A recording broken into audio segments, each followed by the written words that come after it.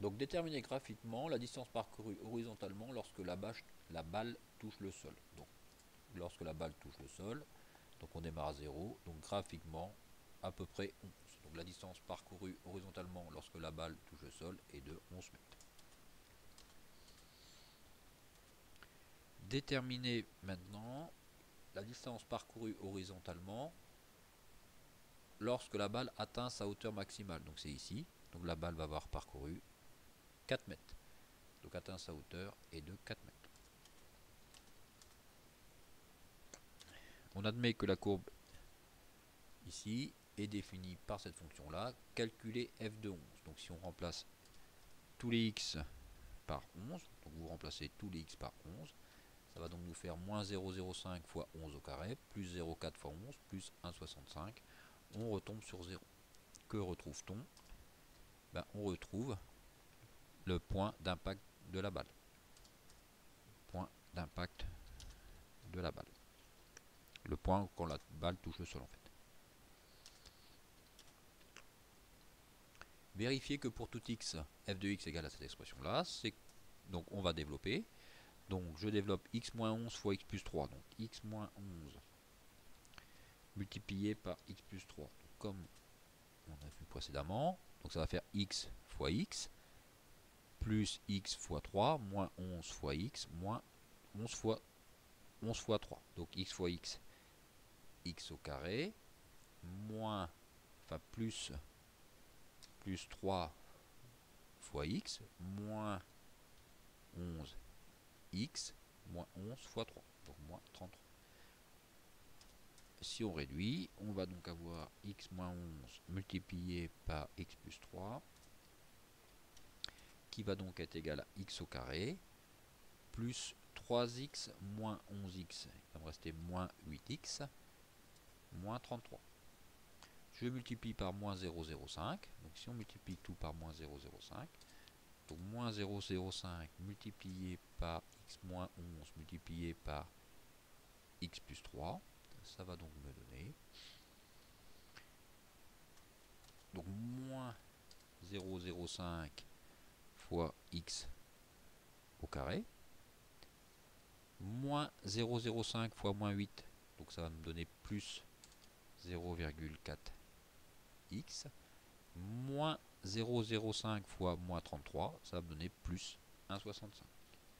Et comme par magie, je retombe bien sur f de x.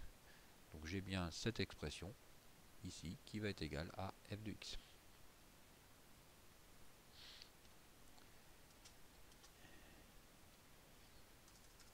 Résoudre f de x égale 0.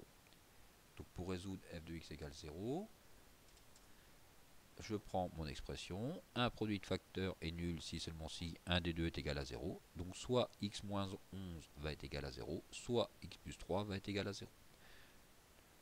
Donc soit x moins 11 égale 0, soit x plus 3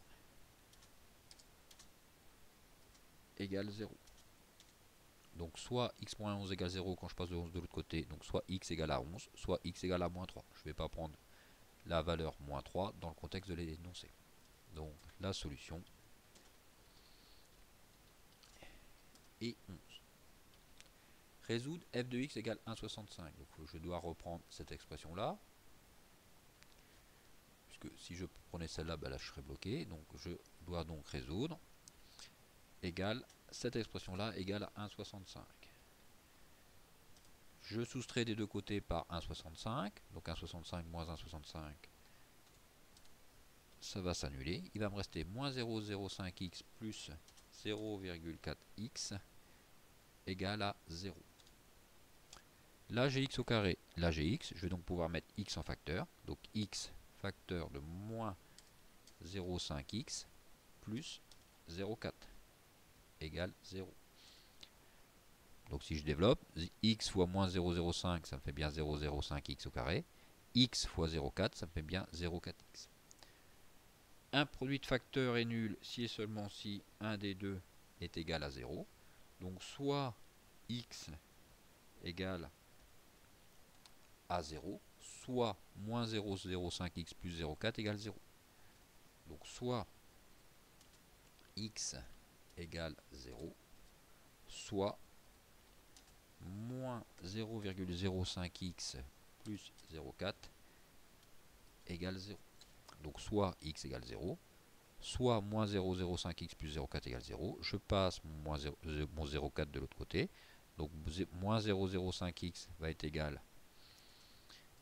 à moins 0,4. Moins 0,05x égale à moins 0,4. Si moins 0,05x est égal à moins 0,4, x va donc être égal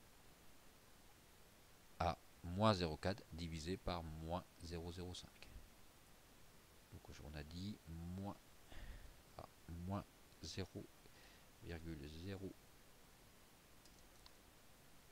0,05x égale à moins 0,4. Je divise des deux côtés par moins 0,05. Il va donc me rester x va donc être égal à moins 0,4 divisé par moins 0,05, qui va me faire 8. Interpréter ce résultat dans le contexte de l'énoncé, ça veut donc dire quand x égale à 0, la balle a été lancée à 1,65 m du sol, et on retrouve le 1,65 m au bout de 8 mètres. Quand x égale à 8, donc au bout de 8 mètres, on retombe sur la hauteur initiale.